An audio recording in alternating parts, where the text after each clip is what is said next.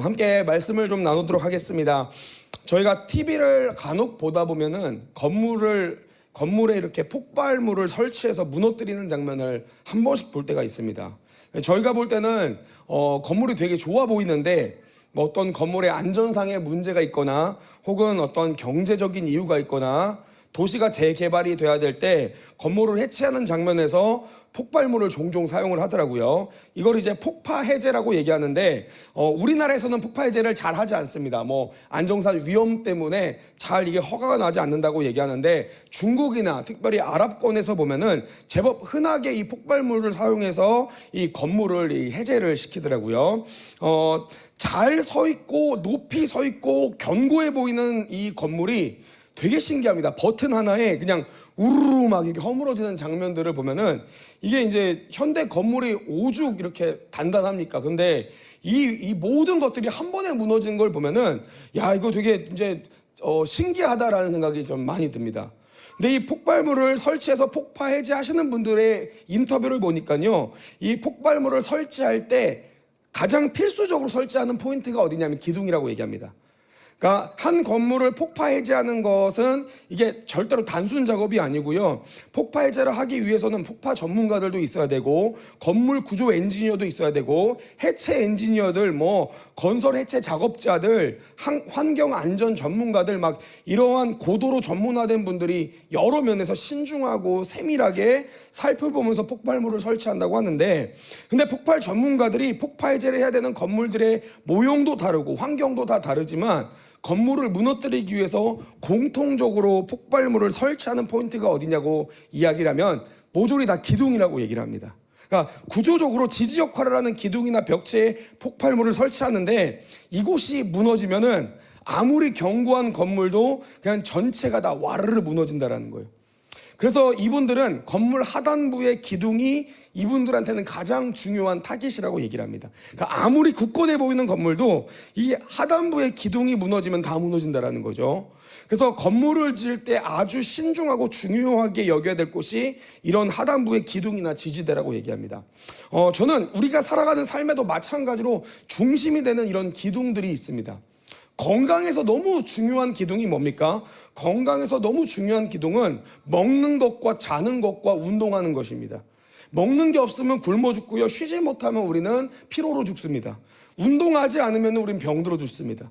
그래서 이것들은요, 우리들의 건강에서 너무 중요한 작용을 하죠.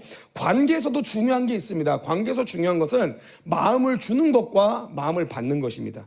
마음을 주는 것 없이 받기만 하면 어떤 관계도 진척이 안 되죠. 또 마음을 주기만 하고 상대의 마음을 받지 않으면 관계는 절대 존속되지 않습니다. 의사소통에서도 중요한 게 있죠. 그게 뭡니까? 말하는 것과 듣는 것입니다. 듣기만 하면 의사소통이 되지 않죠. 장애가 일어납니다. 그렇다고 또 말하기만 하면은 엄청나게 피곤하죠. 우리가 말만 하는, 자기 말만 하는 분들과 대화해 보신 적 있으세요? 너무나도 피곤하죠. 근데 오늘 저는요, 이게 우리들의 신앙생활도 마찬가지라는 거죠. 우리들의 신앙이 굳건하고 단단하고 아주 멋있고 번듯하게 잘 선 것 같아도요, 여러분 신앙생활에서는요, 이 하단부의 기둥 같은 역할을 하는 것들이 있습니다. 이게 무너지면 우리들의 신앙도 와장창 다 무너지게 되어 있습니다. 사단이 그래서 우리들의 신앙을 막 흔들려고 할 때 어디를 무너뜨리기 위해서 공격을 하는가? 이 신앙생활이 된 기둥들, 이 하단부의 기둥 같은 것들을 무너뜨리려고 막 하는 거죠. 공격을 막 합니다. 왜냐하면 이것이 무너지면은 신앙생활 자체가 다 무너지기 때문에 그렇습니다. 그러면 우리가 한번 고민해 봅니다. 우리가 사단으로부터 혹은 뭐 살아가는 삶에서 만나는 여러 가지의 세상 것들로부터 결코 사수해야 되는 신앙생활에서 너무나도 중요한 이 두 기둥이 무엇입니까? 신앙생활을 존속하게 해주는, 어쩌면 우리들의 신앙의 하단부의 기둥과도 같은 역할을 하는 이 중요한 이 축을 한번 생각해 본다면 이거는 은혜와 헌신입니다. 그러니까 우리들의 신앙생활은 여러분들 은혜를 받아야 되고요, 또 헌신을 해야 된다는 거예요. 오늘날로 돌이켜봅니다. 돌이켜보면은 오늘날 우리 교회들한테서 좀 안타까운 것 중에 하나가 뭐냐면 이 두 가지의 균형이 없다는 거예요. 어떤 분들은 은혜 받는 거 막 좋아해가지고 은혜 받는 자리는 막 쫓아다니십니다.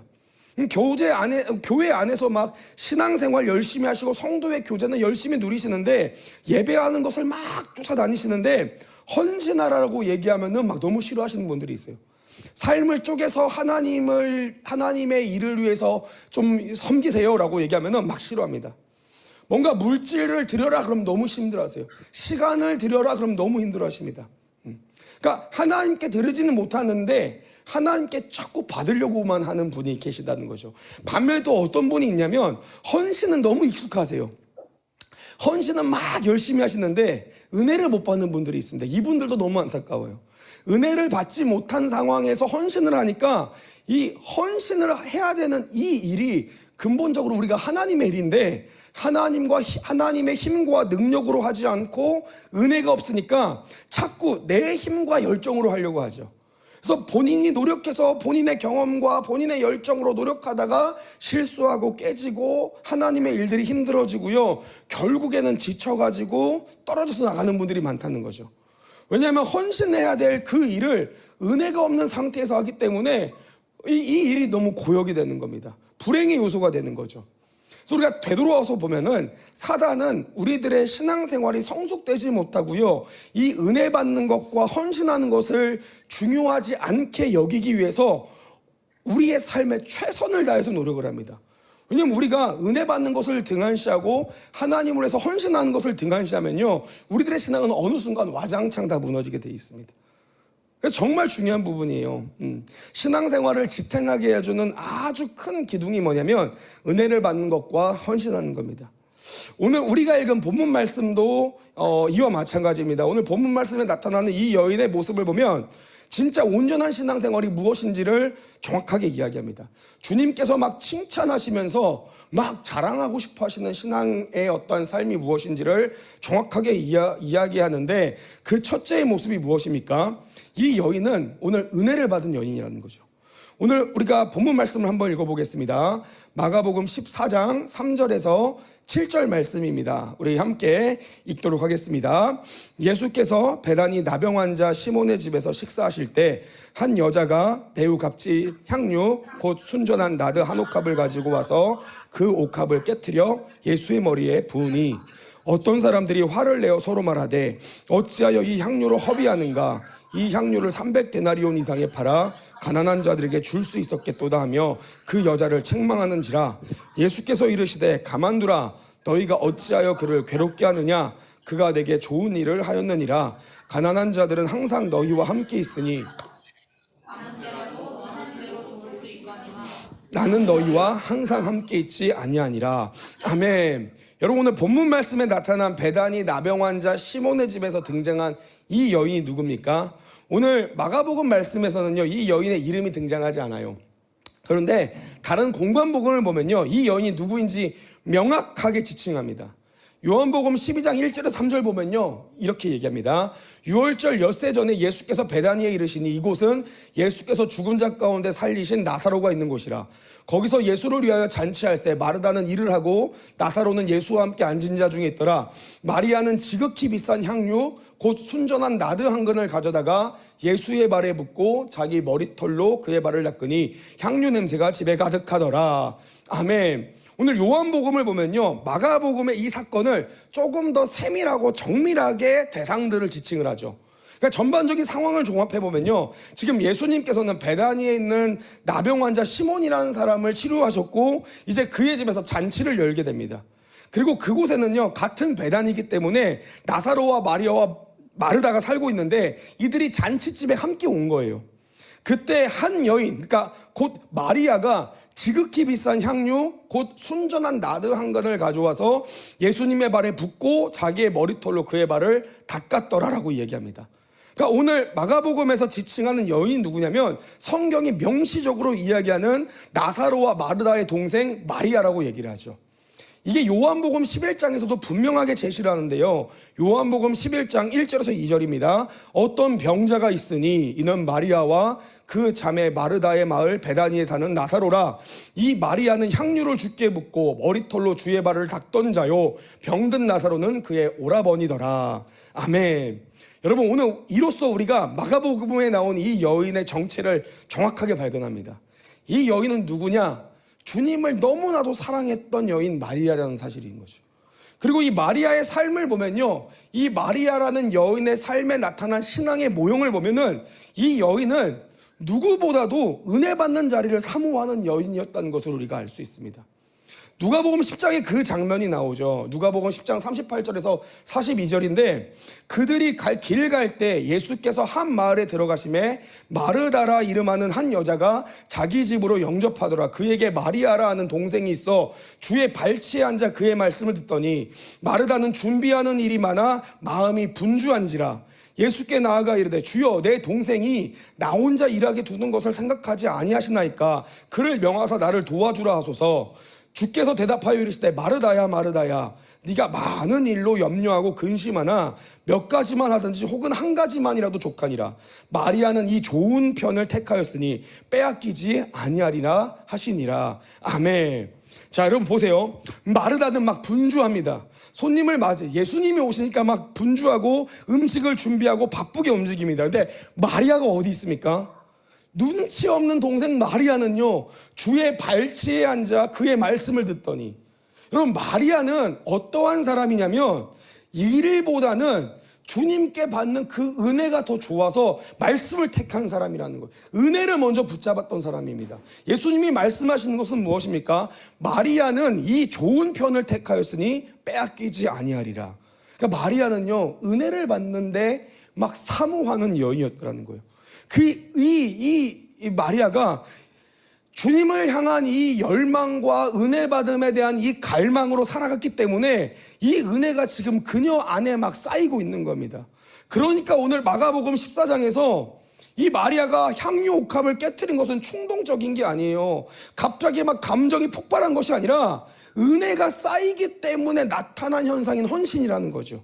여러분, 은혜가 깊어지면은 사랑이 행동으로 나오게 됩니다. 마리아가 막 헌신하라고 애썼던 여인이 아니라 이미 본인은 주님 앞에서 얼마나 많은 사랑을 받았는지, 얼마나 많은 은혜를 받았는지 알았기 때문에 헌신했다라는 거예요. 계산하지 않습니다. 이게 300데나리온, 사람들의 비난과 시선과 상관이 없어요. 왜? 그녀한테 있어서 예수님은요, 이 모든 것보다 값지신 분이었기 때문에 그렇습니다. 그래서 여러분, 돌아와 보면요, 성경적으로 보면은 헌신하는 게 먼저입니까? 은혜를 받는 게 먼저입니까? 그럼 성경적으로는 여러분, 은혜를 받는 것이 먼저입니다. 말씀을 사모하고요, 은혜를 사모했던 마리아는요, 이후에 자신의 전부를 기쁨으로 주님께 드릴 수 있었지만 헌신을 먼저 감당했던 마르다는 많은 일들로 염려를 하게 됐다고 성경이 이야기하는 것이죠. 그래서 여러분, 오늘 우리들의 삶에서 정말 중요한 한 가지의 신앙의 모형을 알아야 되는데, 그게 뭐냐면 오늘 우리들의 삶에 우리는 은혜를 받아야 돼요. 은혜 받는 자리에 우리가 나아가셔야 됩니다. 신앙생활은 내 노력 갖고 하는 것이 아니라 결국에는 은혜 받은 만큼 할 수 있는 거예요. 내 힘과 의지와 노력으로 신앙생활을 할 수 있지 않습니다. 내 경험대로 할 수 있는 것이 아니라 우리는 우리가 받은 은혜만큼, 우리가 받은 은혜대로 그 신앙생활을 감당하게 되더라는 거죠. 그래서 우리들의 신앙생활에 1차적으로 우리가 은혜를 받지 못하면요, 삶이 메마릅니다. 감당해야 될 헌신이 자꾸 내 열심과 경험과 내 힘으로 감당하게 돼요. 그러다 보면은 말 실수도 하고 행동 실수도 하고 감정으로 실수도 나오고 맡기신 이 일들이 막 십자가의 고통이 되고요, 참고 버텨야 되고 막 삶의 여러 모습 속에서 불평불만이 나오게 되는 거죠. 그래서 오늘 우리 사랑하는 성도님들의 삶은요, 첫째로 은혜의 자리로 나아가십시오. 지속적으로, 주기적으로, 반복적으로 성도는 은혜를 사모하고 갈망하고 은혜의 자리로 나아가셔야 됩니다. 이 은혜는요, 주어지는 것입니다. 누가 주십니까? 주님이 주시는 은혜죠. 스스로 찾는 게 은혜가 아닙니다. 은혜는 내가 아무것도 할 수 없는 상황에서 주님이 사랑으로 주시는 것이 은혜입니다. 그렇기 때문에 우리들의 행동은요, 은혜적 차원에서는 딱 하나의 노력만 허용이 되는데, 그게 뭐냐면 은혜를 주시는 이에게 나아가는 겁니다. 주님을 만나야 받을 수 있는 거예요. 그래서 성도의 삶에서는요, 주님을 사모하고 주님을 사랑하고 주님께 가까이 가고 주님 앞에 시간을 쏟고 육체를 쏟고 재정을 쏟아서 주님 앞에 나아가는 이 걸음들을 우리가 계속적으로 훈련해야 된다는 거예요. 하루의 일과에 먹고 사는 걱정들도 좀 멈추시고요, 배우자 걱정, 자식 걱정, 부모 걱정, 일터 걱정, 심지어 교회의 어떤 문제들도 잠깐 멈추고요, 우리가 은혜의 자리로 삶을 쪼개서 나아가셔요. 예배의 자리를 어떻게든 사수하시고요, 기도의 자리를 사수하시고, 말씀 자리 사수하시고, 생각도 그래요. 생각도 저는 우리 성도님들이 막 너무 걱정만 안 하셨으면 좋겠어요. 자꾸 막 걱정 많고요, 두려움 많은 성도님들 보면요, 너무 죄송한데 왜 두렵냐, 삶이. 성도님들의 삶이 너무 두려운 것만 생각하세요. 그럼 두렵습니다. 걱정만 하세요. 그럼 걱정이 임해요. 그게 아니라 생각도 좀 우리가 은혜로운 생각 좀 하시고요, 사람들을 만나도요, 남들의 흠만 얘기하지 마시고요, 받은 은혜도 좀 나누시고요, 그렇게 은혜가 흘러 넘치고 넘쳐서 나타나는 아주 올바른 현상이 뭡니까? 그것이 바로 헌신입니다. 그 헌신은 절대로 짜내는 게 아니에요. 억지로 하는 게 아닙니다. 누군가의 강요로 되는 것도 아닙니다. 헌신은 딱 하나예요. 딱 하나. 주께 드리고 싶은 겁니다. 내가 너무 사랑하는 주님께 내 삶을 드리고 싶고, 내가 가장 아끼던 것을 드리고 싶고, 소중했던 것까지도 드리고 싶은 거, 이게 헌신인 거죠. 저는 오늘 우리 사랑하는 성도님들 가운데 혹여나 헌신에 지치신 분이 있다면 은혜 받은 자로 다시 돌아오시면 됩니다. 그러면 헌신이 기쁘게 됩니다. 오늘 마리아는 은혜를 받은 여인이었습니다. 그러니까 마리아의 삶은요, 기꺼이 본인의 전부를 드릴 수 있게 되는 거죠. 이것이 가장 큰 축의 하나입니다. 신앙생활은 여러분 은혜를 받으셔야 돼요. 이 은혜 받은 분들의 표정은 다릅니다. 은혜 받은 분들의 언어는 달라요. 그래서 여러분들이 은혜를 받으셔야 돼요.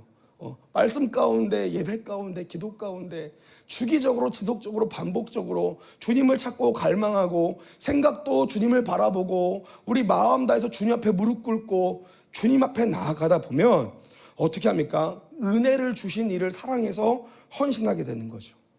우리가 헌신하시는 분들을 보면요, 때로 이런 분들이 있습니다. 내가 이것을 주님께 드리면 주님은 내 문제를 좀 해결해 주시겠지, 내가 이것을 하면 주님은 좀 나한테 더 크게 주시겠지, 이런 기대로 재정도 드리고 혹시 여러 모양으로 헌신하신 분들이 우리가 간혹 가다가 한 번씩 볼 때가 있습니다. 이것도 우리가 헌신이 아니다라고 얘기할 수 없습니다. 이것도 헌신이지만 이건 아주 기초적인 단계이고요. 진짜 헌신은 뭐냐면 하나님을 너무 사랑해서 나오는 거예요. 돌아올 거 생각하지 않습니다. 대가 생각하지 않고요, 이미 받은 게 너무 많기 때문에, 하나님을 사랑하기 때문에 나에게 있어서 가장 아까운 것을 드리는 것, 이것이 하나님 앞에 드리는 헌신인 거죠. 저는 제가 청소년기 때 많은 일들을 했었습니다. 저는 목회자 자녀였거든요. 그래서 저는 목회자 자녀였고, 저희 부모님이 저를 주기적으로 이 목사 라이팅이라고 하거든요. 이게 뭐 가스라이팅과 목사가 돼야 된다를 주입하는 이거를 합쳐서 목사 라이팅인데, 우리 부모님이 저를 주기적으로 목사 라이팅을 하셨어요. 그러니까 요셉아, 너는 목사가 되어야만 해. 너는 목사가 되려고 태어났어. 너의 인생은 목사가 전부야. 막 이렇게 저를 막 과격하게 이게 막 주기적으로 세뇌를 하셨던 것 같아요. 태어나 보니까 우리 어머니 아버지가 저를 목사로 서원하셨다고 하더라고요.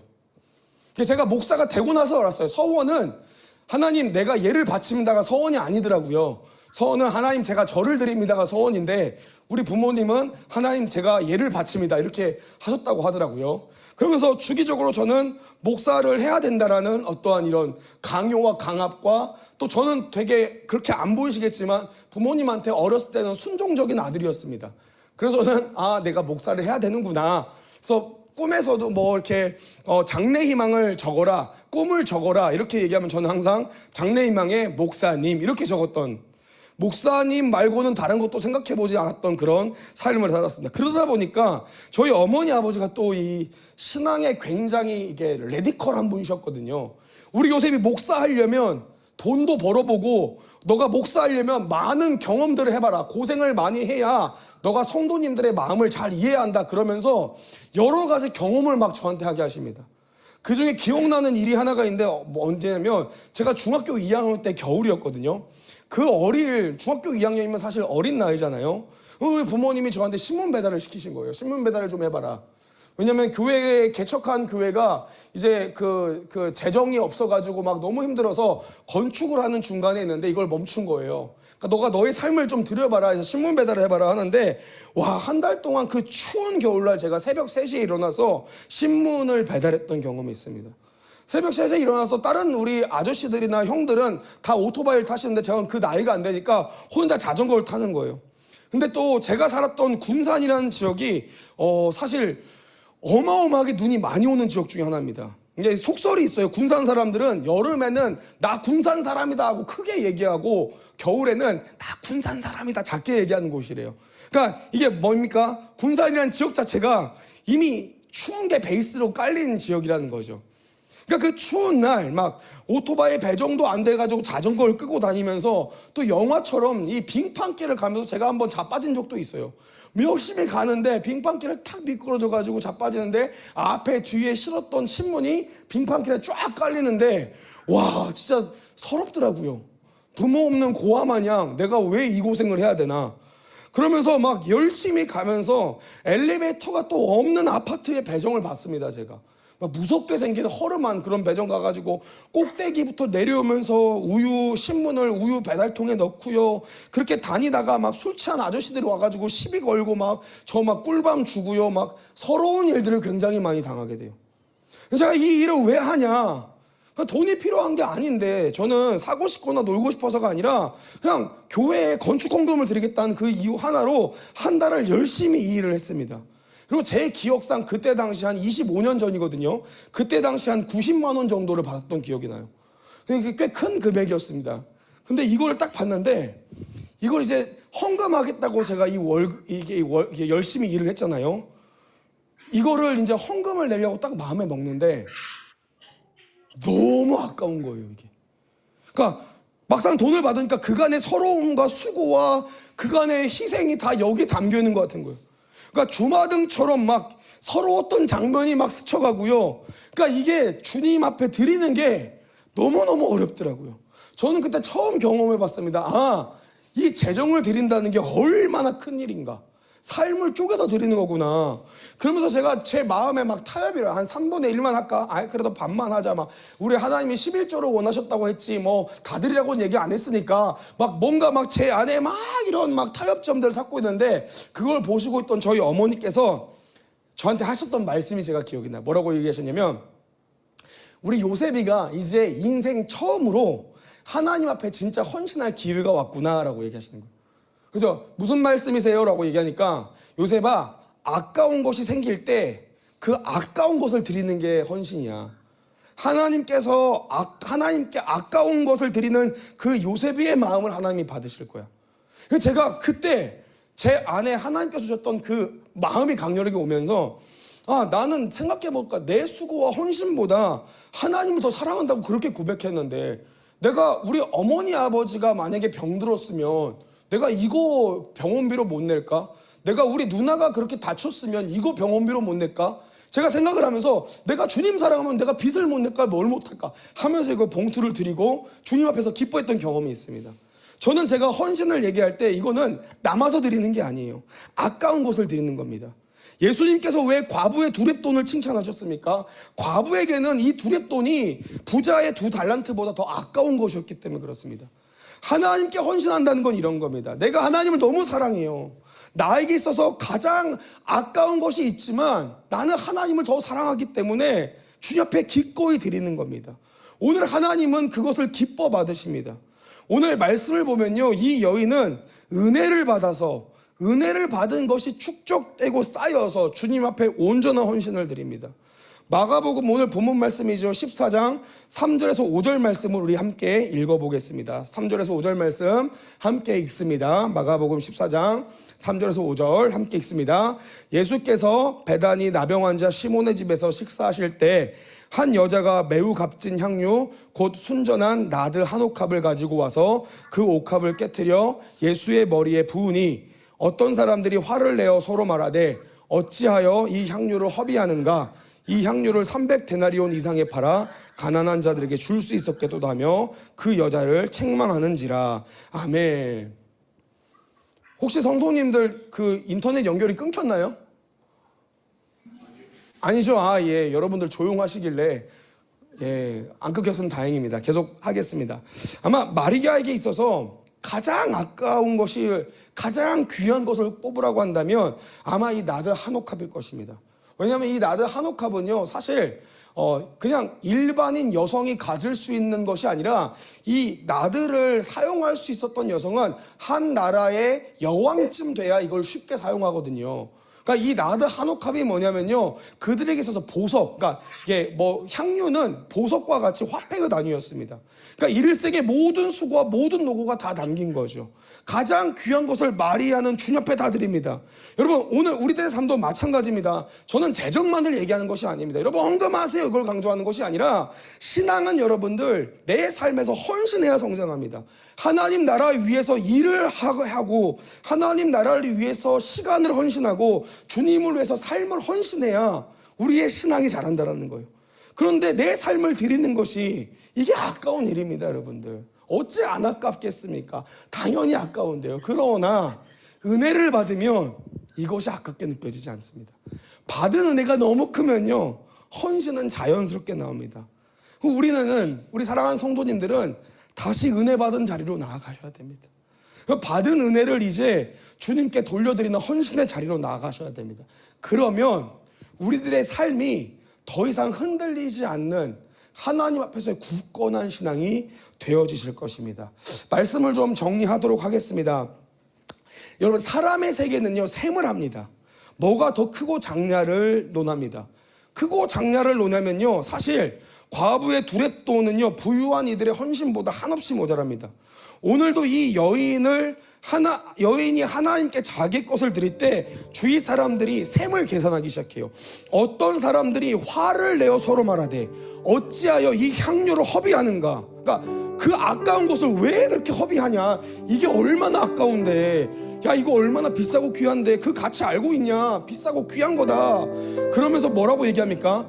이 향유를 300데나리온 이상에 팔아 가난한 자들에게 줄 수 있었겠도다 하며 그 여자를 책망하는지라. 여러분, 이러한 현상은요, 오늘도 여전합니다. 오늘 은혜를 받지 못한 분들은요, 하나님을 사랑해서 하는 헌신이 굉장히 고깝게 느껴지고 아깝게 느껴지고요, 이게 굉장히 합리적이지 않게 느껴집니다. 그러니까 단순히 그냥 가난한 자들을 베푸는 마음, 좀 뭐 어떻게 힘들고 어려운 사람을 돕는 정도의 수준으로 이것을 이해를 하는 거죠. 삶을 전체를 드리는 걸 아주 아까워합니다. 그런데 은혜를 받으면요, 내 사랑하는 주님께 내 삶을 다 드릴 수 있습니다. 여러분, 오늘 이 여인 앞에서 셈을 계산했던 사람이 누굽니까? 오늘 마가는 이들을 어떤 사람들로 지칭을 합니다. 근데 마태복음을 보면요, 조금 더 이게 포커싱이 되어져요. 제자들이 보고 분개하여 이르되 무슨 의도로 이것을 허비하느냐. 제자들이라고 얘기하는데 요한복음을 보면요, 이렇게 분개했던 사람의 정확한 정체를 발설합니다.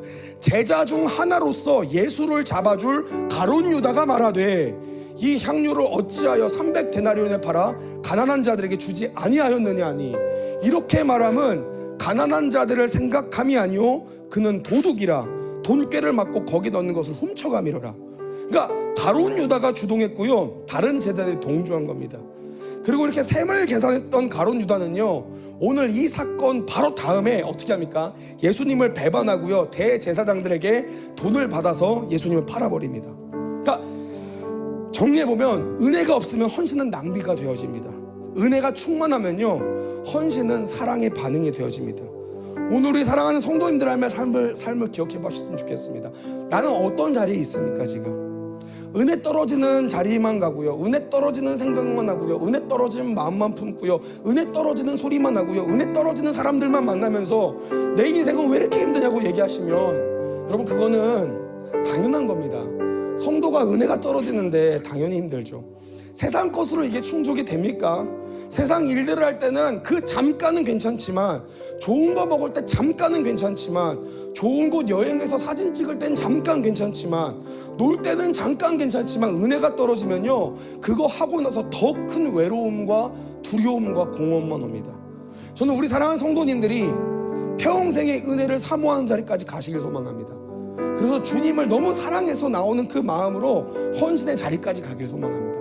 그래서 오늘 예수님께서 이 여인에게 하셨던 이 칭찬, 예수님께서 제자들이 아니라 이 여인을 향해서 했던, 온 천하에 어디서든지 복음이 전파되는 곳에서 이 여인이 행한 일도 함께 드러날 것이다, 함께 그를 기억할 것이다, 이 칭찬이 오늘 우리들의 칭찬이 되어지기를 간절히 소망합니다.